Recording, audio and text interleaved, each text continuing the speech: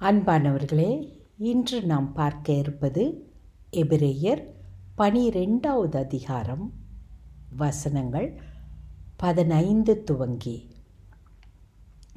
Hebrews chapter 12 verses 15 onwards. வேதாகமத்தை திறந்து வைத்துக் கொள்ளுங்கள்.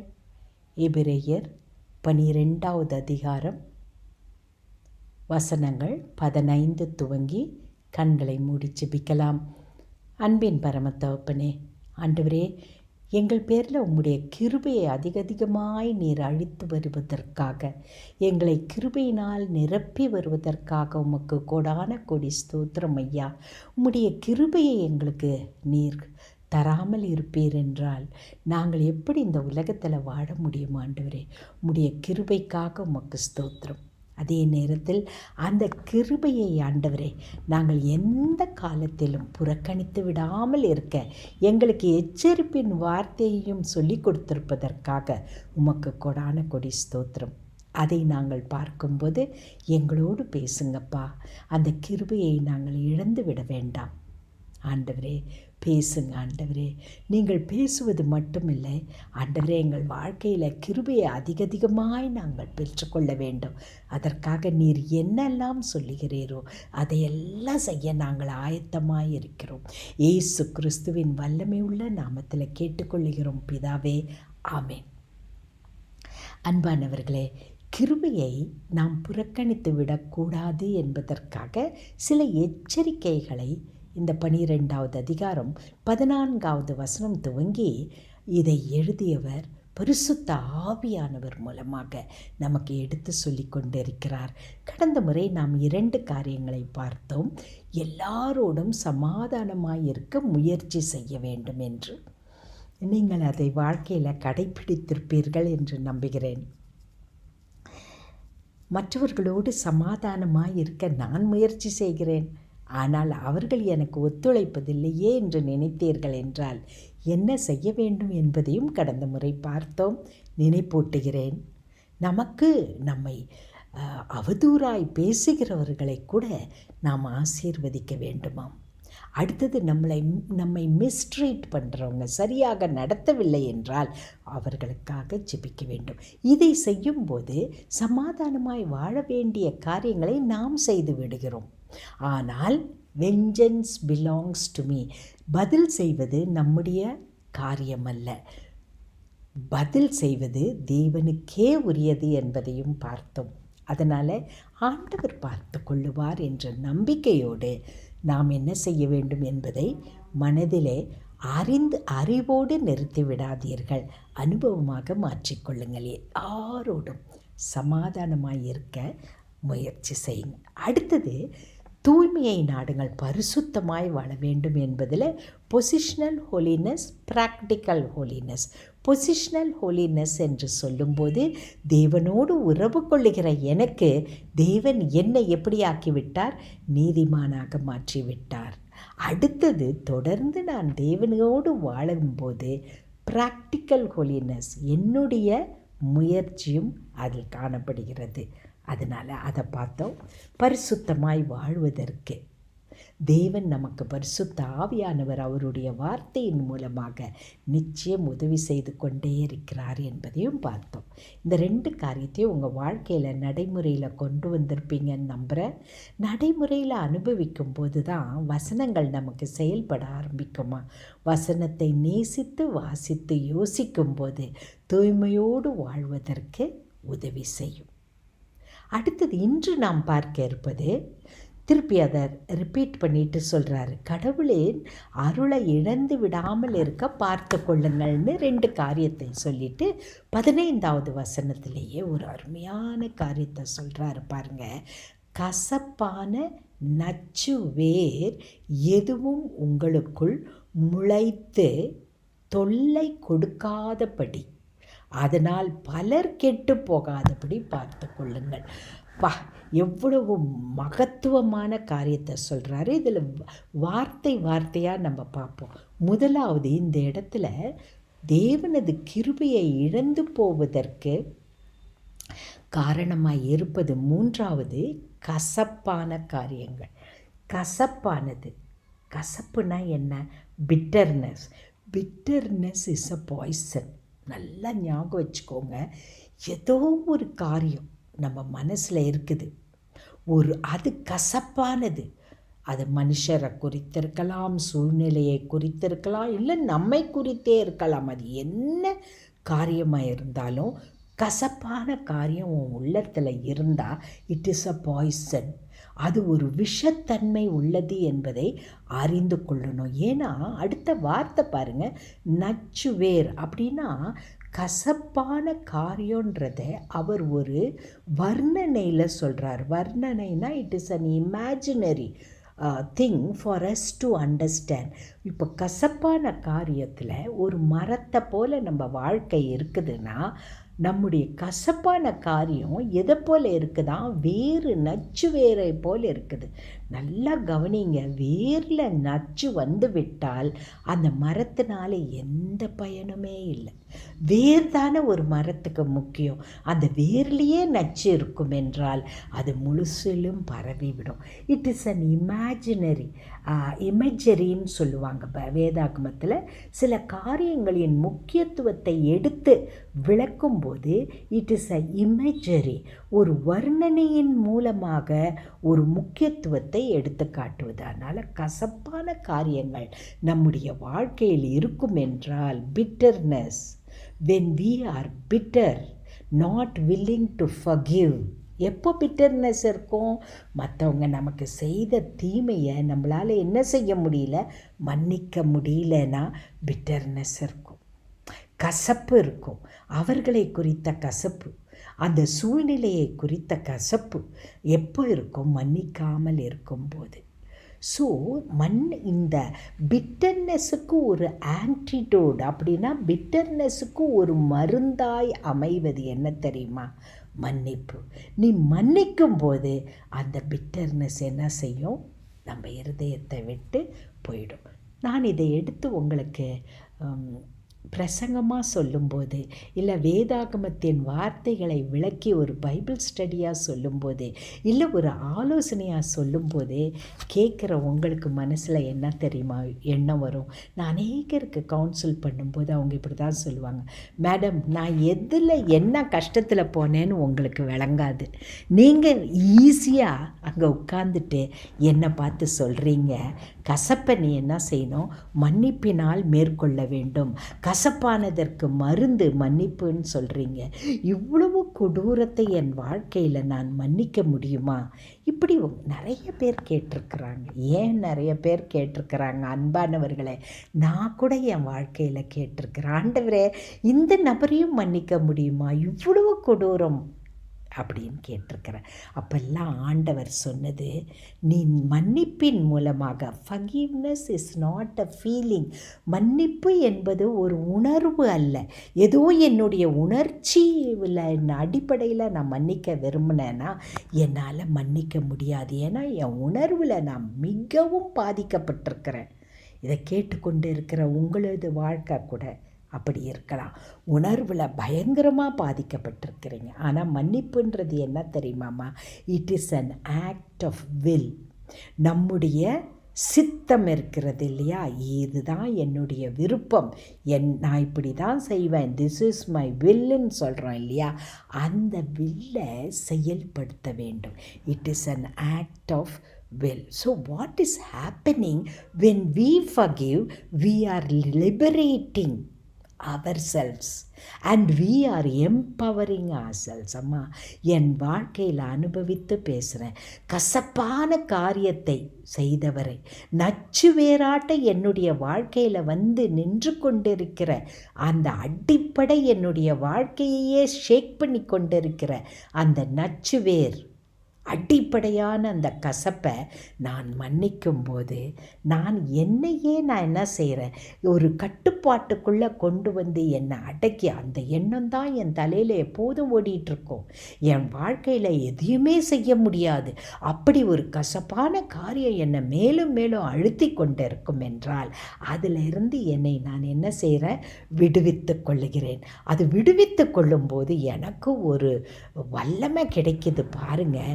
என் வாழ்க்கையை அனுபவித்து சந்தோஷத்தோடு வாழக்கூடிய ஒரு வல்லமை கிடைக்குது. அன்பானவர்களே, மற்றவர்கள் மீது அவர்கள் செய்த காரியத்தின் மீது, ஒரு சூழ்நிலையின் மீது, இல்லை நம்மளே செய்துவிட்ட காரியத்தின் மீது கசப்பை நம்ம உள்ளுக்குள்ளே வைத்திருந்தோம் என்றால், ஒரு மரம் எப்படி செழிக்க முடியாமல் இருக்க அதனுடைய வேரில் நச்சு இருப்பது காரணமாக இருக்குமோ, அதுபோல தான் நம்முடைய வாழ்க்கை இருக்கும். அந்த மரம் கனி கொடுக்க முடியாது. அந்த மரம் மற்றவர்களுக்கு ஒரு ஆசீர்வாதத்தை கொடுக்க முடியாது. அதுபோல் நம்முடைய வாழ்க்கை நமக்கும் ஆசீர்வாதத்தை கொடுக்க முடியாது, நம்ம குடும்பத்துக்கும் ஆசீர்வாதத்தை கொடுக்க முடியாமல் நம்மளை அடக்கி ஆண்டு கொண்டு இருக்கும் அந்த கசப்பான காரியம். அன்பானவர்களே, அந்த கசப்பான காரியத்தை மன்னிக்கும் போது, நாம் அவர்களுக்கு மன்னிப்பை கொடுக்கும்போது, யார் அதை செஞ்சாங்களோ அதை நாம் மன்னிக்கும் போது நம்ம யாருக்கு நன்மை செய்கிறோன்னா நமக்கு தாங்க நன்மை செய்து கொள்கிறோம். இதை அனுபவித்து பார்த்திங்கன்னா உங்களுக்கு தெரியும். பிறரை மன்னிப்பது, மன்னிக்கிற நமக்கு தீமை செய்தவர்களுக்கு நன்மை செய்வது அல்ல, அது அடுத்தது தான். நமக்கே நாம் நன்மை செய்து கொள்கிறோம். இப்படி முடியுமா? வாழ்க்கையில் நடக்க முடியுமான்னு நீங்கள் யோசிக்கிறீங்களா? எத்தனையோ எடுத்துக்காட்டுகள் இருக்கிறதுமா. வேதாகமத்தில் பார்க்கும்போது யோசேப்புடைய வாழ்க்கையை பாருங்கள். உலகத்தில் பார்க்கும்போது, உலகத்தில் நடந்த காரியத்தை பார்க்கும்போது, ஒருவேளை நீங்கள் காரி டென் பூம்ன்ற அம்மையாரை பற்றி கேள்விப்பட்டிருப்பீங்களோ என்னமோ எனக்கு தெரியல. அவங்க யூதர்களை காப்பாற்றினதற்காக அவர்களை பயங்கரமான அவர்களை சித்திரவதைக்குள்ளாக அவர்கள் குடும்பமே அனுபவிக்கிறது. சித்திரவதையை அவங்க குடும்பம் அனுபவிக்கிறது. அவங்களுடைய ஒரே குடும்பத்தில் இருக்கிற அநேகர் அந்த அம்மா இழக்கிறாங்க. ஒரே சகோதரி பயங்கரமான டார்ச்சரில் அவங்க கண்ணு முன்னாலேயே இறக்குறாங்க. அதற்கு பிற்பாடு அவங்க ஆண்டவருடைய பிள்ளையாக இருந்தனால எல்லாரையும் மன்னிச்சிட்டு அவங்க ஆண்டவருடைய ஊழியத்தை செய்கிறாங்க. செய்ய முடியுமா? வாசித்து பாருங்கள். காரி டென் பூம் நான் வாசித்திருக்கிறேன். அருமையான சத்தியம். அவங்க ஒரு தடவை பிரசங்கம் பண்ணி கொண்டு இருக்கும்போது அருமையான பிரசங்கத்தை பண்ணுறாங்க. மன்னிப்பை குறித்து அவங்க நிறைய காரியம் எழுதியிருக்கிறாங்க, பிரசங்கம் பண்ணுறாங்க. அவங்க பிரசங்கம் பண்ணி முடித்ததும் ஒருத்தர் அவங்க கிட்ட அவங்க கையை குலுக்குவதற்காக, ஹேண்ட்ஷேக் பண்ணுவதற்காக தன்னுடைய கரத்தை நீட்டி அவர் சொன்னாராம், அம்மையாரே, நான் உங்கள் குடும்பத்தை அழிக்க காரணமாக இருந்த கமாண்டிங் ஆஃபீஸர், உங்கள் சகோதரியை அழித்தது நான் தான், என்னை மன்னிப்பீர்களா என்று அவர் இடத்துல கேட்டிருக்கிறாங்க. அம்மா, நம்ம பிரசங்கம் பண்ணிடலாம், ஆனால் வாழ்க்கையில் உண்மையாய் மன்னிக்க வேண்டும் வரும்போது நம்முடைய சுய பலத்தினால் அதை செய்ய முடியாது. ஆனால் அவர்களுக்குள்ளே வாசமாக இருந்த பரிசுத்த ஆவியானவரின் உதவியினால் ஒரே செகண்ட் யோசித்துட்டு தன் கையை அவருக்கு கொடுத்து, நான் உன்னை மன்னித்து விட்டேன்னு சொல்கிறாங்க. இது நடைமுறையில் ஆகுமான்னு யோசிக்கிறீங்களா? இந்தியாவில் நடந்த சம்பவம் நீங்கள் எல்லாரும் கேட்டிருப்பீங்க. கிரஹாம் ஸ்டெயின்ஸ் இல்லையா, ஒரு அருமையான ஊழியக்கார், தொழுநோய் மத்தியில் இருக்கிறவர்கள் மத்தியில் ஊழியம் செய்த ஒரிசாவில் அவரை என்ன செய்தாங்க, அவரையும் அவருடைய 2 சிறு பையன்களையும் ஒரு இதில் அவங்க வாகனம் செய்த வாகனத்தில் வைத்து அவங்கள கொளுத்துறாங்க இல்லையா. அப்போ எரிந்து சாம்பலாக மாறிவிட்டார்கள். அவர்களுடைய மனைவியார் பல இடங்களுக்கு போய் ஆண்டவருடைய சத்தியத்தை சொல்லி வராங்க. அவர்களால் என்ன செய்ய முடியுது? தன்னுடைய கணவனையும் 2 பிள்ளைகளையும், சொந்த பிள்ளைகளையுமா 2 பையன்களை கொளுத்து விட்டு அவங்கள மன்னிக்க முடிஞ்சது. நம்மளால் நம்ப முடியல. இப்படியும் நடக்குமா? நடந்தது. இன்றும் மன்னித்து இன்றும் உயிர் வாழ்ந்து கொண்டு தான் இருக்கிறாங்க. வாசித்து பாருங்கள், நான் சொல்லிகிட்டே போகலாம். இப்படி அவர்களால் செய்ய முடிந்தது என்றால் உன்னாலும் என்னாலும் செய்ய முடியும். இப்பேற்பட்ட பயங்கரத்தை நம்ம போயிருக்க மாட்டோம். தேவன் நம்மை காப்பாற்றி வருகிறார். நம்ம வாழ்க்கையில் யார் நமக்கு துரோகம் செய்தார்களோ அவர்களை மன்னிக்க நாம் கடமைப்பட்டிருக்கிறோம். அன்பானவர்களே, கசப்பான வேர் உங்களுடைய வாழ்க்கையில் இருக்கா? நீ கசப்பான வேர் இருக்கும்போது ஆண்டவர் உனக்கு கொடுக்குற அருளை நீ அனுபவிக்க முடியாது. அதை என்ன செஞ்சு விடுறோம்? நம்முடைய கசப்பான வேரின் மூலமாக, நச்சு வேர், அது பாய்சனஸ் வேர் மூலமாக நம்ம என்ன செய்கிறோம்? ஆண்டவருடைய கிருபையை அனுபவிக்க முடியாதவர்களாய் மாறிவிடுகிறோம். அன்பானவர்களே, என்னுடைய வாழ்க்கையில் இந்த மன்னிப்பை மற்றவர்களுக்கு கொடுத்து வாழ்க்கையில் இன்று சந்தோஷத்தோடும் சமாதானத்தோடும் மன்னிப்பை குறித்து மற்றவர்களுக்கு பேசுகிறவர்களாக இருக்கிறேன். அன்பானவர்களே, செய்து பாருங்கள். பிறரை மன்னிக்கும் போது இந்த கசப்பான வேர், நச்சு வேரை, இந்த பாய்சனை நம்ம வாழ்க்கையிலிருந்து எடுத்து போடுகிறோம். இதனால் நன்மை கிடைப்பது முதலாவது நமக்கு தான். நம்ம வாழ்க்கையில் வேண்டாத இந்த கசப்பு நம்மை ஆண்டு கொண்டிருந்ததல்லவா, அதை தூக்கி எறிந்து போடுகிறோம். அப்படி எரிந்து போடுவதன் மூலமாக நம்ம வாழ்க்கையில் ஒரு சுதந்திரம் பெற்றவர்களாக தைரியத்தோடு வாழ்கிறோம். செய்து பார்ப்பீங்களா? கண்களை மூடுங்க ஒரே செகண்டு. ஏன்னா அநேகருடைய வாழ்க்கையில் இந்த கசப்பான வேறு இருக்கிறத நான் பரிசுத்த ஆவியில் உணர்கிறேன். கண்களை மூடி ஒரே நிமிஷம், ஆண்டவரே, இந்த கசப்பான வேரை என்னால் எடுக்க முடியல, மன்னிக்க முடியல சுவாமி, மன்னிக்கணும்னு நினைக்கிறேன், மன்னிக்க முடியல. இயேசு கிறிஸ்துவே, நீரே எனக்கு முன்மாதிரி, உம்மை பார்க்குறேன். பிதாவே, இவர்களுக்கு மன்னியோன்னு உம்முடைய உயிரை எடுத்தவர்களுக்கே சொன்னீரப்பா.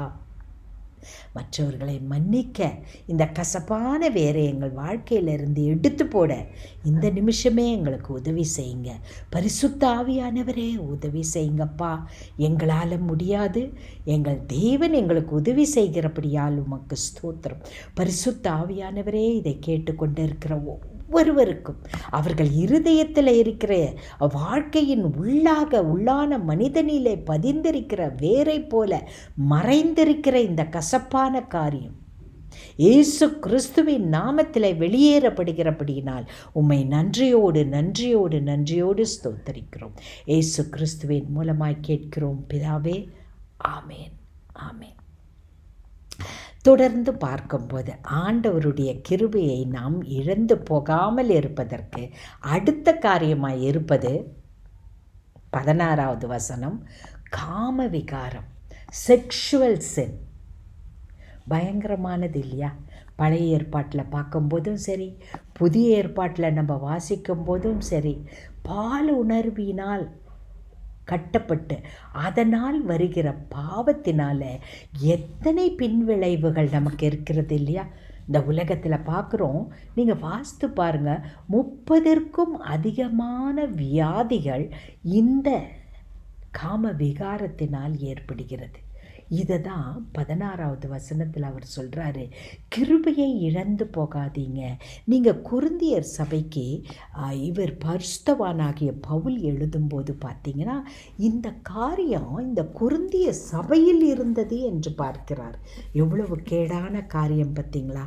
அதனால் நம்ம மிக இந்த ஆண்டவருடைய கிருபையை இழந்து போகாமல் இருப்பதற்கு மிக நாம் ஜாக்கிரதையாக இருக்க வேண்டியது. அடுத்தது, நமக்கு பால் உணர்விற்கு இடம் கொடுத்து விட முடியக்கூடாது. என்னன்னா, இது ஆண்டவர் திருமணத்தை ஒரு பரிசுத்தமாக உருவாக்கி இருக்கிறார். திருமணத்தின் அடியில், திருமணத்திற்குள்ள ஒரே கணவனுக்கும் ஆணுக்கும் பெண்ணுக்கும் இடையில் இருக்கிற உறவு ஆண்டவரால் ஏற்படுத்தப்பட்ட ஒரு உறவு. இந்த உறவுக்கு வெளியாக நடப்பது, திருமணத்திற்கு முன்னதாகவோ அல்லது திருமணம் ஆகிவிட்டு ஒருவரை ஒருவர் ஏமாற்றி கொண்டு சொந்த கணவனையும் சொந்த மனைவியையும் ஏமாற்றி கொண்டு வைக்கிற உறவோ, இதை தான் இந்த இடத்துல காம விகாரம், பரிசுத்தத்திற்கு இழுக்கு கொண்டு வருவது என்று சொல்லுகிறார். அதனால் அன்பானவர்களே, ஒருவேளை இதையே இந்த இடத்துல சொல்கிறார் இவருன்னு நீங்கள் நினச்சிங்கன்னா, கொரிந்தியருக்கு எழுதும்போது அநேகமாக புதிய ஏற்பாட்டுக்கு புதிய ஏற்பாட்டு சபைகளுக்கு எழுதும்போது இந்த பாவம் அதிகமாய் காணப்பட்டது. எங்கு காணப்பட்டது? சபையில் காணப்பட்டது. அதை எழுதும்போது பரிசுத்தவானாகிய பவுல் மிக மனதில் மிக பாரத்தோடு எழுதுவார். உலக மக்களிடத்தில் காணப்படாத பாவங்கள் கூட, அசுத்தங்கள் கூட சபையில் காணப்படுகிறது. உலக மக்கள் பயப்படுகிற பயம் கூட பரிசுத்தவான்களிடத்தில் இல்லையேன்னு ஆதங்கத்தோடு எழுதுவார். அதனால் நம்மையே சோதித்து பார்த்து கொண்டு இந்த பாவம் எந்த வகையிலும் என்னிடத்தில் வரக்கூடாது. ஏன்னா ஆண்டவர் புதிய ஏற்பாட்டின் அடிப்படையில் எப்படி சொல்கிறாரு? செய்கையில் மட்டுமல்ல, உன் இருதயத்தில் நீ விபசார சிந்தை இருக்கும் என்றால், வீசி சனத்தின் சிந்தை இருக்கும் என்றால் அந்த சிந்தையே பாவம் என்று சொல்கிறார். அதனால் பரிசுத்தமாய் வாழ இந்த பாவத்திலிருந்து நாம் மேற்கொள்ள வேண்டும். ஏன்னா இந்த பாவத்திலிருந்து நாம் மேற்கொள்வதோடு மட்டுமல்ல, இதிலிருந்து மேற்கொள்ள வேண்டும் என்பதையும் அந்த முக்கியத்துவத்தையும் நம்ம என்ன செய்யணும்? பிறருக்கு எடுத்து சொல்ல வேண்டும். வாசித்து பாருங்கள், கொரிந்தியரில் வாசிக்கும்போது அடுத்தடுத்து சொல்லுவார். அப்போஸ்தலர் 15வது அதிகாரத்தில் நீங்கள் வாசிக்கும்போது எருசலேமில் ஒரு கூடுகை நடக்குது. ஜெருசலேம் கவுன்சில் கூடுது. அவங்க கூடி சில காரியங்களை ஒரு முடிவெடுத்து சொல்லும்போது அவங்க முக்கியமாக சொல்கிறது டயட்ரி லா, எதை சாப்பிட்ணும் எதை சாப்பிடக்கூடாதுன்ற காரியம் வரும்போது சில காரியங்களை குறிப்பிட்டு விட்டு அவங்க முக்கியமாக சொல்கிறது நோ செக்ஷுவல் இம்மொராலிட்டி. அதை மிக தெளிவாக நம்ம என்ன செஞ்சிடக்கூடாது? பாலுணர்வுக்கு இடம் கொடுத்து தவறிவிடக்கூடாது என்பதை அழகாக சொல்கிறாரு. அதனால் அங்கேயும் நம்ம பார்க்குறோம் புதிய ஏற்பாட்டில். அப்புறம் நீங்கள் பார்க்கும்போது எபேசியர் 5:3 பாருங்கள், இந்த தவறான பாலுணர்வுக்கு இடம் கொடுப்பதை குறித்து எழுதப்பட்டிருக்குது. அதனால் இந்த காரியம் நாம் என்ன செய்யும்? நம்ம மனசில் இந்த வகையான சிந்தைகள் இருந்தால் கூட தவறுன்றார். அப்போ நம்ம என்ன செய்யணும்? நம்முடைய மனதை பரிசுத்தமாய் வைத்துக்கொள்ள மீண்டும் அதே தான் பரிசுத்த ஆவியானவரின் உதவியோடு பரிசுத்த வேத வசனங்களை நம்ம இருதயத்தில் போடும்போது நம்ம அது திருமணம் ஆகாதவர்களாக இருந்தாலும் சரி, திருமணமானவர்களாக இருந்தாலும் சரி, நம்ம இந்த உறவை கணவனுக்கும் மனைவிக்கும் இடையே, ஆணுக்கும் பெண்ணுக்கும் இடையிலேயே இந்த உறவை நம்ம என்ன செய்வோம்? வைத்து கொள்ளுவோம். அதற்கு தேவன் நமக்கு என்ன செய்வார்? உதவி செய்வார். அதனால் இந்த காரியத்தில் நம்ம ஜாக்கிரதையாக இல்லை என்றால் கிருபையை இழந்துவிட நமக்கு வாய்ப்பு இருக்கிறது என்ற எச்சரிப்பு நமக்கு கொடுக்கப்படுகிறது. இதை தொடர்ந்து பாவத்திற்கு காரணமாயிருப்பது காம விகாரம் என்று முதலாவது சொல்லிட்டு 2வது ஒரு பாவத்தையும் சொல்கிறாரு. அந்த 2வது பாவமும் 16வது வசனத்திலேயே இருக்குது. வாசிக்கிறேன், கேளுங்க. ஏசாவை போல உலக போக்கை பின்பற்றுகிறவராயும் இராதபடி கவனமாயிருங்கள். அப்போது பாவத்தில் 2வது எது காட்டப்படுறது? காம விகாரம் முடித்ததும் ஏசாவை போல உலக போக்கை பின்பற்ற. அப்போ ஏசா செய்த பாவம் என்ன? நமக்கு நல்லா தெரியும். ஏசா யாக்கோபு இல்லையா? ஈசாக்குடைய பிள்ளைங்க. ஏசாவை என்ன செய்வார்? எப்போதும் வெளியில் வேட்டைக்கு போயிட்டு வருவார். அப்படி ஒரு நாள் அவர் வேட்டைக்கு போயிட்டு அவர் வரும்போது வழக்கமாக யாக்கோபு என்ன செய்கிறாரு? வீட்டில் இருக்கிறவராக பார்க்குறோம் நம்ம. அப்போ அருமையான ஒரு கூழ்னு பார்க்குறோம், ஒரு அருமையான ஆகாரம் அவர் செஞ்சு அது அவர் கரத்தில் இருக்குது, இல்லைன்னா அவர் அதற்கு பொறுப்பாக இருக்கிறாரு. அப்போது ஏசா வந்ததும் ஏசாவுக்கு என்ன? வெளியிலேருந்து வந்த களைப்பு, பயங்கரமான பசி, இதெல்லாம் இருந்திருக்கலாம். இப்படி இருக்கும்போது அவர் என்ன செய்கிறாரு? அவர் கையில் இருந்த அந்த பாரேஜ், அந்த குலை தனக்கு கொடுக்கும்படி கேட்குறாரு. ஒரே வேளை உணவு தான். அதுக்காக அவர் என்ன செய்கிறாரு? தன் தலை பேற்றை உரிமையை அவர் என்ன செய்கிறாரு? விட்டு கொடுத்துட்றாரு. இப்போ யோசித்து பாருங்கள், இந்த தலைப்பேற்றின் உரிமையை இவர் விட்டு கொடுக்குறாருன்னா அது என்ன காரியம்? ஒரு தலைவனாக இருக்கும்போது, அப்படி தலைவன்னா என்ன, முதல் பிள்ளையாக இருக்கும்போது என்ன ஆசீர்வாதம் எல்லாம் இருக்குதுன்றதை நம்ம விளங்கிட்டோன்னா தான் தலைப்பேற்றின் உரிமை என்றால் என்ன என்பதை விளங்கி கொள்ளுவோம். இதுக்கு நம்ம யூத கலாச்சாரம் ட்ரெடிஷன் நமக்கு தேவை. தலைப்பேற்றின் உரிமை என்னன்னா, ஒரு தகப்பனுடைய முதன்மையாய் பிறந்த மகனுக்கு, ஆண் மகனுக்கு அப்பாவுடைய சொத்துல 2 பகுதி கிடைக்கும். 2வது தகப்பனிடத்திலிருந்து ஆசீர்வாதம் கிடைக்கும். தகப்பன் அவர் இறுதியாக அந்த ஆசீர்வாதங்களை எல்லாம் அந்த முதல் மகனுக்கு தான் கொடுப்பார். இது நீங்கள் பழைய ஏற்பாட்டில் வாசிக்கும் போதே உங்களுக்கு விளங்கும். 3வது காரியம் என்னன்னா, ஆபிரகாம் தான் முதல் யூதர்களில் முதல்வராய் இருக்கிறார். ஆபிரகாம், ஈசாக்கு, யாக்கோபு. இப்போ பாருங்கள், யாக்கோபு என்ற இடத்துல யாருடைய பெயர் வந்திருக்கணும்? ஏசாவுடைய பெயர் வந்திருக்கணும். இந்த பேட்ரியாக், முற்பிதாக்கள் என்று வருகிற அந்த முற்பிதாக்களின் காரியத்தில் இடத்தை போயிடுது இவருக்கு. இந்த 3 ஆசீர்வாதங்களும் இவருக்கு இழந்து போவதற்கு காரணமாக இருப்பது என்ன தெரியுமா?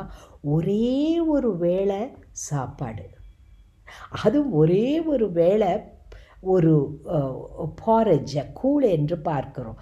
அப்போது ஏசாவுக்கு ஆவிக்குரிய ஆசீர்வாதத்தை காட்டிலும் சரீர ஆசீர்வாதம் பெரியதாய் தெரிந்தது. இதுதான் ஏசா செய்த தவறு. நான் அநேக சமயத்தில் யோசிப்பேன், ஐயோ வெளியே போயிட்டு வராரு, வேட்டையாடிட்டு வராரு, வீட்டுக்கு தான் அந்த வேட்டையாடினதை கொடுக்க போகிறாரு, வீட்டுக்கு தான் நேராக வராரு, வர நேரத்தில் கட்டாயம் பசியாக இருக்குமே, வெளியே போயிட்டு யாராவது வீட்டுக்கு வந்தால் நம்ம என்ன செய்வோம்? அவங்களுக்கு சரியான ஆகாரத்தை தானே முதல்ல கொடுப்போம், தண்ணி குடிக்க கொடுப்போம், ஆகாரத்தை கொடுப்போம். அதுபோல் இவங்க கொடுக்காம அவர் இதை கேட்கும்போது யாக்கோபு இப்படி செஞ்சிட்டாரேன்னு நம்ம யோசிக்கிறோம். ஆனால் அதனுடைய அர்த்தம் என்ன தெரியுமாம்மா? இந்த 3 காரியத்தை இழந்துடுறார். ஆவிக்குரிய ஆசீர்வாதத்தை எனக்கு பெருசு இல்லை, எனக்கு உலக காரியம்தான் பெருசுன்ட்டு நினச்சிட்டு இந்த தவறை செஞ்சிடுறாரு. 17வது வசனம் பாருங்கள். பின்னர் அவர் தமக்குரிய ஆசையை உரிமை பேராக்கி கொள்ள விரும்பியும் அது அவருக்கு கிடைக்கவில்லை. கண்ணீர் சிந்தி அதை நாடியும் நிலைமையை மாற்ற வாய்ப்பு எதுவும் கிடைக்கவில்லை. இது உங்களுக்கு தெரியும் அல்லவா? அப்போ நமக்கு சொல்கிறாங்க. அதற்கு பின்னால் அவர் என்ன செய்கிறாரு? ஆவிக்குரிய ஆசீர்வாதத்தை விட்டு கொடுத்துட்றாரு. எப்பேர் பெற்ற ஆசீர்வாதம் பாருங்கள். சொத்து ஒரு டபுள் போர்ஷன் ஆஃப் பிளெஸ்ஸிங், பிதாவினுடைய ஆசீர்வாதம், இறுதியான ஆசீர்வாதம், முற்பிதாக்களின் பேரில் வருகிற காரியம், இந்த ஆவிக்குரிய காரியம் எல்லாத்தையும் இழந்துட்டு அவர் சாதாரண ஒரு சாப்பாட்டை சாப்பிட்டு முடிச்சிடுறாரு. இது உங்களுக்கு தெரியும் அல்லவா? இதை நினைவில் வைத்து கொள்ளுங்கள்னு இந்த 17வது வசனத்தில் சொல்லி முடிக்கிறார். அன்பானவர்களே, இன்று நாம் பார்ப்பதில் இறுதியாய் நாம் பார்க்கிறது என்ன? ஆவிக்குரிய காரியங்களை பெற்றுக்கொள்வதற்கு பதில் உலக பிரகாரமான மாம்சீக காரியத்துக்கு முக்கியத்துவம் கொடுக்கிறோமா? ஒருவேளை உணவை விட்டுட்டு, ஆண்டவரே என்னுடைய வாழ்க்கையில் அப்பா பல ஆசீர்வாதத்தை நான் பெற்றுக்கொள்ளுவதற்கு தடையாய் இருக்கிற எல்லா கட்டுக்களையும் உடைக்கிறேன் என்று ஒரு உபவாசத்தை எடுப்பது எவ்வளவு முக்கியம் இல்லையா? ஒருவேளை உபவாசம் எடுங்க. இப்படி அவர் அந்த ஒருவேளை உணவை அவர் விட்டிருந்தால் ஆவிக்குரிய காரியங்களை எதையுமே என்ன செஞ்சிருக்க மாட்டார்? ஏசா இழந்திருக்க மாட்டார். அதனால் நம்மையே நாம் சோதித்து பார்ப்போம். ஆண்டவரே, இன்று 3 காரியங்களை பார்த்தோம் சுவாமி. கசப்பு என்ற நச்சுவேர் என்னிலிருந்து அகல வேணும். காம விகாரம் ஆண்டவரே என்னுடைய எண்ணத்தில் கூட வராமல் என்னை நீர் பரிசுத்தமாய் காத்து கொள்ள வேண்டும். ஆண்டவரே, ஆவிக்குரிய காரியங்களுக்கு முக்கியத்துவம் கொடாமல் என்னுடைய சரீர காரியங்களுக்கு முக்கியத்துவம் கொடுக்கிறேன்னா சோதித்து பார்க்குறேன்ப்பா. ஆண்டவரே, ஒருவேளையாவது நான் உபவாசித்தேன் என் குடும்ப ஆசீர்வாதங்கள், நான் காத்திருக்கிற ஆசீர்வாதங்களை பெற்றுக்கொள்வதற்கு தடையாய் இருக்கிற காரியங்களை உடைக்க நான் உபவாசிக்கிறேன் ஆண்டவரேன்னு நம்மையே ஒப்பு கொடுப்போமா? ஜெபிப்போமாக. அன்பின் பரமத்தகப்பனே, அப்பா பிதாவே, கிருபையை இழந்து விடுவதற்கு காரணமாயிருக்கிற காரியங்களை பார்த்தோம் ஆண்டவரே. அப்பா, எங்கள் ஆவிக்குரிய காரியங்களின் ஆசீர்வாதங்களை பெற்றுக்கொள்வதற்கு தடையாயிருக்கிற காரியங்களை உடைத்து போடுகிறோம் கர்த்தாவே. உபவாசித்து ஜெபிக்க, வாரத்திற்கு ஒரு முறை உபவாசித்து ஜெபிக்க எங்களை பழக்குவீங்க சுவாமி. எங்கள் சரீரத்தை ஒடுக்க, பரலோக காரியங்களை ஆசீர்வாதங்களை பெற்றுக்கொள்ள, எங்கள் குடும்பத்தில் நடக்காத காரியங்களை ஆண்டவரே நாங்கள் அதன் கட்டுகளை உடைத்து பெரிய ஆசீர்வாதங்களை உம்மிடத்திலிருந்து பெற்றுக்கொள்ள அப்பா தேவன் எங்களுக்கு கிருபை செய்வீராக. ஆண்டவரே, தலைவணங்கி கண்ணீரோடு ஜெபித்து கொண்டிருக்கிற ஒவ்வொருவர் வாழ்க்கையிலும் இருக்கிற கட்டுகள், ஆசீர்வாதத்தை தடுக்கிற பிசாசின் காரியங்கள் ஒழிந்து போவதாக. இயேசு கிறிஸ்துவின் இரத்தத்தினாலே பிசாசின் காரியங்கள் அனைத்தும், பிசாசின் கட்டுகள் முறிக்கப்படுவதாக. அப்படியாய் நடப்பதை நான் காண்கிறேன். பிசாசின் கட்டுகள் முறிக்கப்பட்டு வாழ்க்கையிலே ஆசீர்வாதத்தை தங்களுக்கு சொந்தமாக்கி கொள்ளட்டும். இயேசு கிறிஸ்துவின் வல்லமையின் நாமத்திலே கேட்டுக்கொள்கிறோம் பிதாவே. ஆமேன், ஆமேன்.